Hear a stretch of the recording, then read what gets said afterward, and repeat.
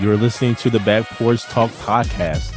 Danny and Jason had many discussions and debates on the back porch while making pivotal investment moves with assets. That's right, with trading cards. They welcome you to the back porch and right into those discussions about current sports news with a fresh and unique twist. So come on and join us.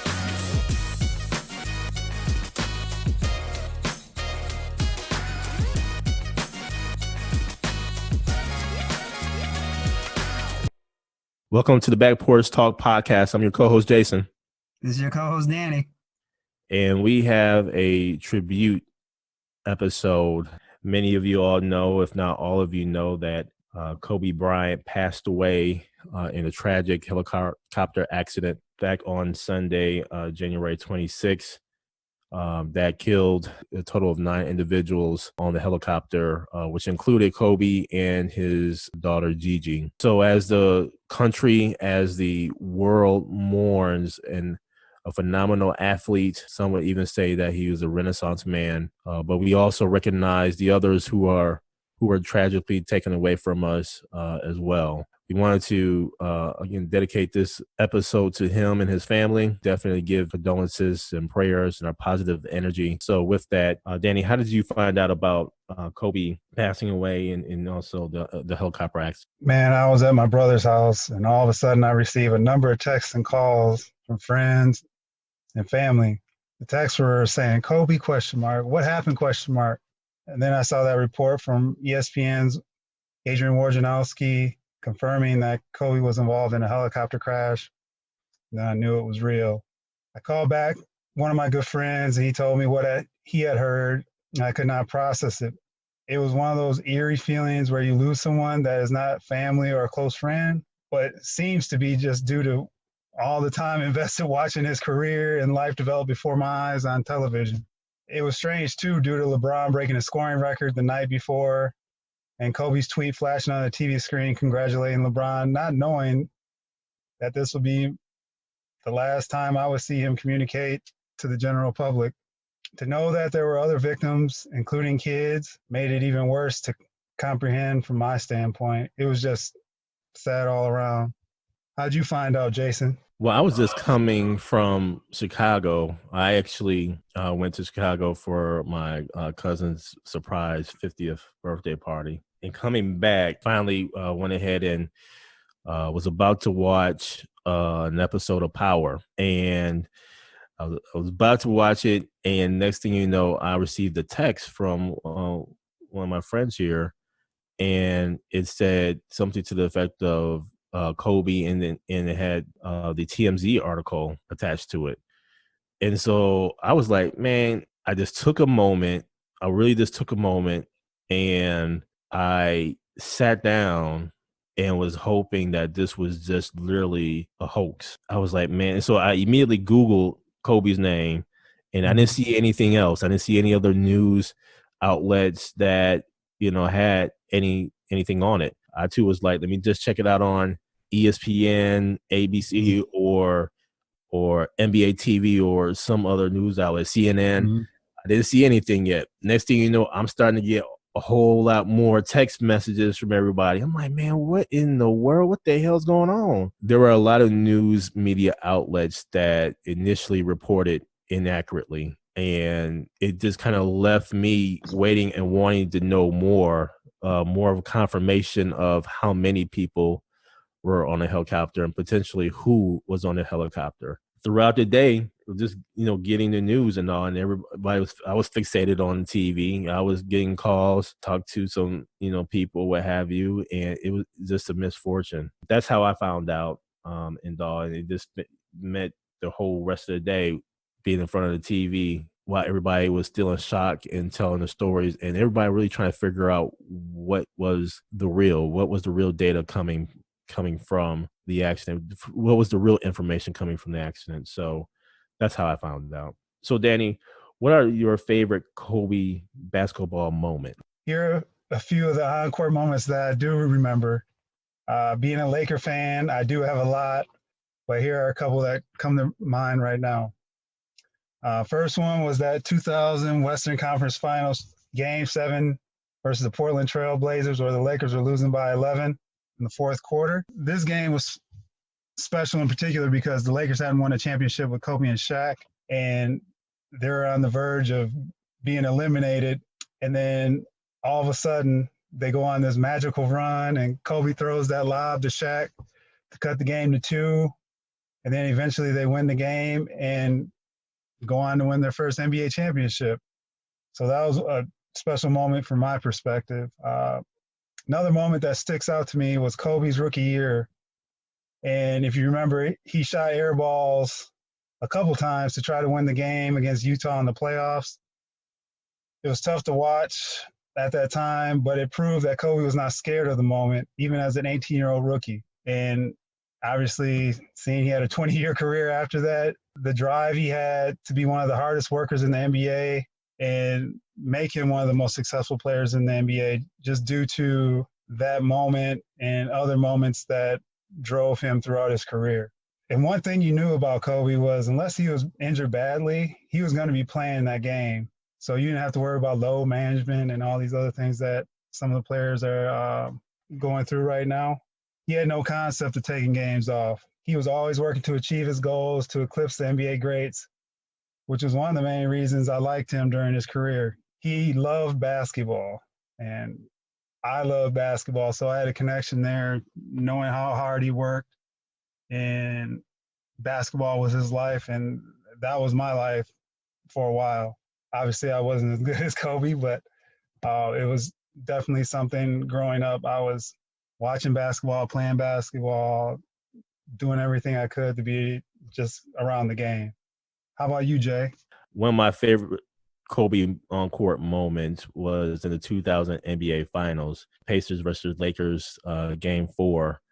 I believe it was in overtime, and Shaq had just fouled out. And let me just say, Shaq was a beast back then. I mean, he was going for 38 and 17 in that series, and so he fouls out, and Kobe, I believe he was just coming back from having ankle issues. I think he sat out one game in the NBA Finals, if I'm not mistaken.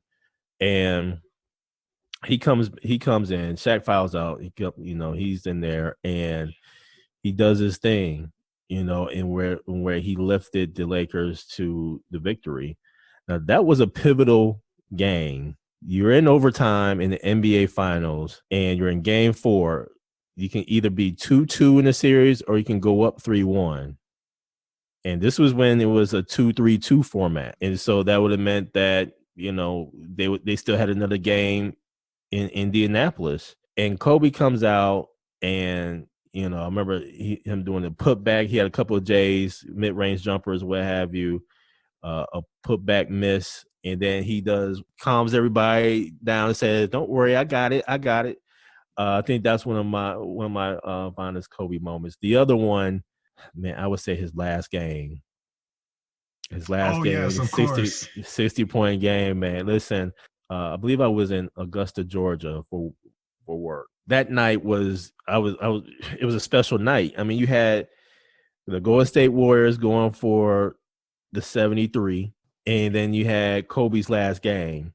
Yes. And I just remember being at one of the sites for the job, and I was like, man, I don't know what y'all doing, but I'm trying to watch the games some way, somehow. I mean, I wanted to see the fanfare. I mean, yep. I had to see it. And so I was like, after work, I was like, man, I don't know where everybody went. All I know is I couldn't sit in the hotel room, and watch it because I was just like, I need to be able to see it both at the same time, some way, somehow. So I ended up going to a bar or whatever. I watched the games. Now I didn't watch it completely because by the time it was kind of like, by the time I got there, it was like, halfway into it or whatever. Mm-hmm. And it was on silent. But I noticed Kobe would start going off. Kobe is out there doing his thing against the Utah Jazz, and you mentioned earlier and how he shot the air balls against Utah in the playoffs, and so how ironic that the last game he's putting 60 up on the Utah Jazz. I don't know, man. That was just a favorite moment.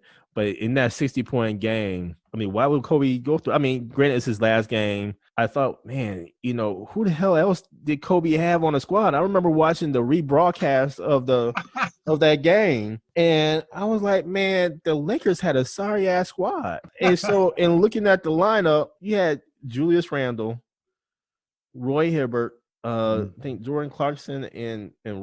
Russell. And so I was like, man, and you had Larry Nance Jr. off the bench. I mean, you just had some no-namers, man. I was like, man, shame on the Lakers for not putting some pieces around Kobe. I don't know. I was like, what got me though was, man, I was rooting for him because, yeah, he was an older player. And I think I saw a little bit of myself in that, in where I can't remember last time I played ball, but in looking at Kobe, I was like, damn, his ass is tired. That's any one of us, man. That's any one of us older players, out there trying to give it our all. And he is just straight scorching these cats, man. Gordon Hayward was getting all of the 60, man.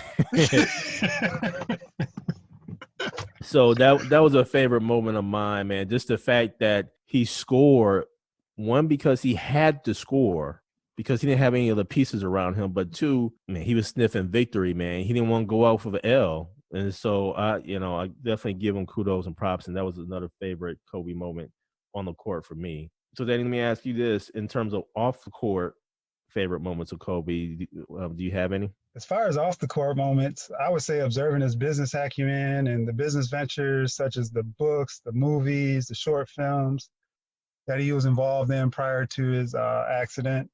Kobe, along with others, have exposed a lot of different opportunities and ways to invest to the general population over time, which in time has inspired me to do more with my life outside of my day job. So just seeing how he was moving after his basketball career, even during his basketball career, and some of the things where it made me take some time to say, all right, I can do more with what I'm doing with my time. So just valuing time, and now especially after this happening to him and being a similar age, making sure you take advantage of each day like it's your last. The other thing was Kobe coaching his daughter's basketball team.